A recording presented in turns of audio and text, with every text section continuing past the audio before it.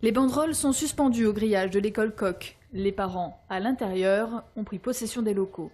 On a organisé déjà un planning sur 3 jours, donc il y a au moins 3 ou 4 personnes qui vont être présentes 24 heures sur 24. La nuit, on va s'installer dans l'école, on va dormir à l'école, on va se nourrir à l'école, on va être là, on va être présent. Les enfants continuent à avoir cours normalement, mais administrativement, les parents font la loi et ont pris possession du bureau de la directrice. Les petits sont déjà 30 par classe, des effectifs à 35, c'est hors de question. Quand on voit l'organisation des classes, on ne peut pas du tout imaginer, envisager 36 élèves, 36 enfants par classe.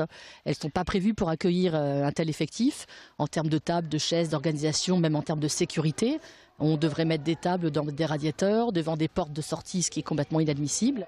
À ce jour, il n'est prévu ni ouverture ni comptage à la rentrée.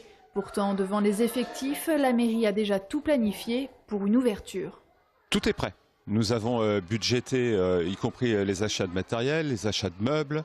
Nous sommes prêts à recruter une ATSEM supplémentaire, c'est-à-dire que toutes les conditions sont réunies pour que les jeunes élèves puissent bénéficier d'un enseignement. C'est demain à 17 h que le Conseil départemental de l'éducation nationale doit statuer sur les ouvertures et les fermetures des classes dans le département. Des décisions attendues avec impatience.